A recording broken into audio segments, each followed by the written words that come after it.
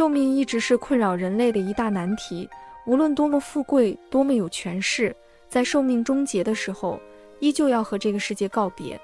神仙都拥有着无边的法力，能够随心所欲地做自己想做的任何事情。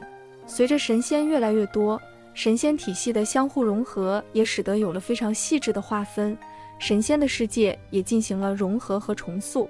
但其实神仙也并非可以永远生存下去的，即使没有因为外部原因而导致神仙的陨落，自身的寿元也会对神仙造成非常大的影响，甚至于当神仙的寿元被消耗一空的时候，也会和凡人一样走向死亡。于是在天界中有着一个又一个长生不老的方式，而且这些方式都有迹可循。影片开始之前，不要忘记先点赞、追踪加小铃铛，可以了解到更多世间那些不为人知的秘密。在《西游记》中记载的一段，孙悟空从菩提老祖那里习得了长生之术，回到花果山中却依旧遭遇到黑白无常的追捕。孙悟空对他们说，我现在修成了仙，就不归地府管辖了。可是之后阎王却将这件事情上报给了玉帝，说凡间有个猴子不听从地府的拘唤。这也就说明即使修成了仙，一样也会死，而且死了之后也归地府管辖。一个神仙的寿命到底有多久呢？关于这个说法不尽相同，经过多方面的统计，我们也可以有个大致的判断。在神仙体系中，神仙是有一定等级划分的，就比如《封神演义》中记载的一般，神仙分为5等：混元大罗金仙、大罗金仙、太乙金仙、真仙和玄仙。这5个等级的神仙修为不同，法力相差非常大。也正是因为如此，5种神仙的寿元也有高有低。大罗金仙在记载中就已经是不死不灭，寿与天齐了。但这个寿与天齐并非真的可以长生不老，因为这片天地也是有寿命的，只不过可以活得相对久一点。《西游记》中，如来佛祖对孙悟空讲述过玉帝的寿命，他自幼修持，苦历过1750劫，每劫有129600年，也就是说玉帝活了22680多万年，寿命可以说是非常悠久的了。而之所以玉帝每129600年会遭一次劫，是因为在古代的神仙体系中，这个时间算作1元，时间结束后天地会重新合并在一起，等待下一次的开启。这也就是为什么除了盘古以外，还有很多人开辟过天地，因为盘古是第一个开天辟地的，之后每次都需要有一个实力非常强的神仙去开天辟地。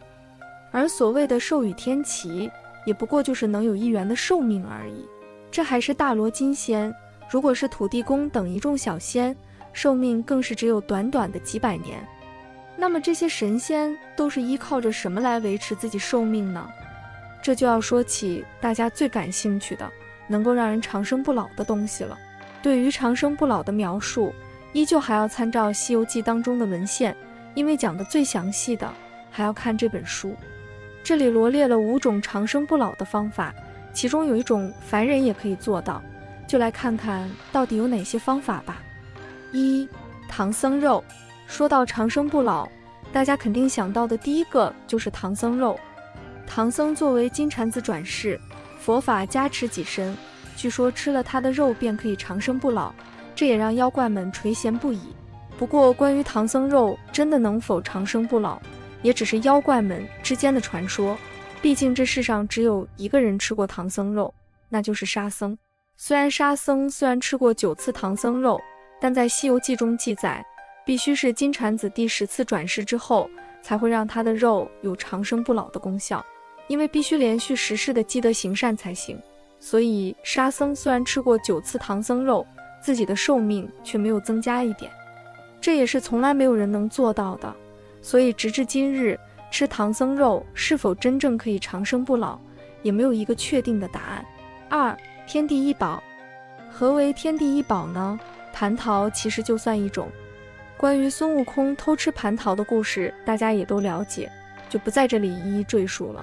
据说这蟠桃也要9000年才能吃一次，根据品种的不同，蟠桃的功效也不一样，最低的也可以让凡人成仙得道，中等的可以让人霞举飞升，上等的吃完之后，直接成为大罗金仙授予天齐。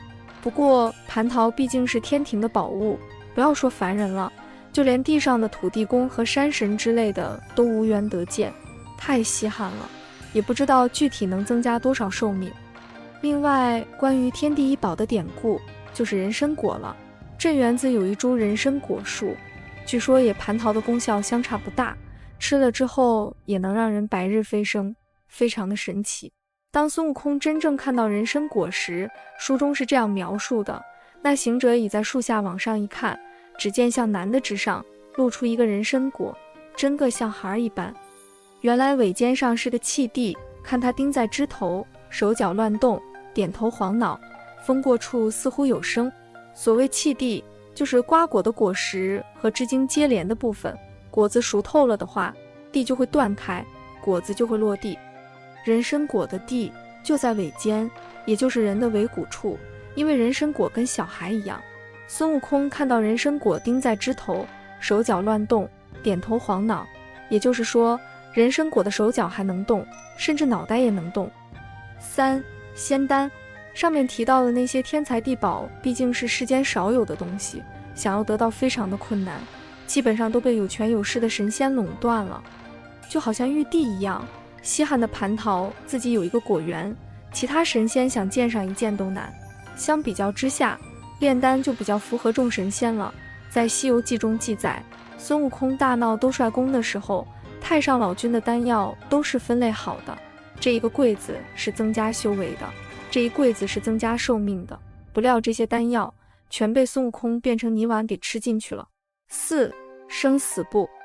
影片开头讲了，生死簿并非单纯的掌控凡人寿命，凡是在3界之内5行之中的一切生灵都会被生死簿记录在案。想要脱离生死簿，要么自己修为的确高的不行，自己跳出3界，就好像3清4欲一般，要么就直接自己从生死簿上划掉。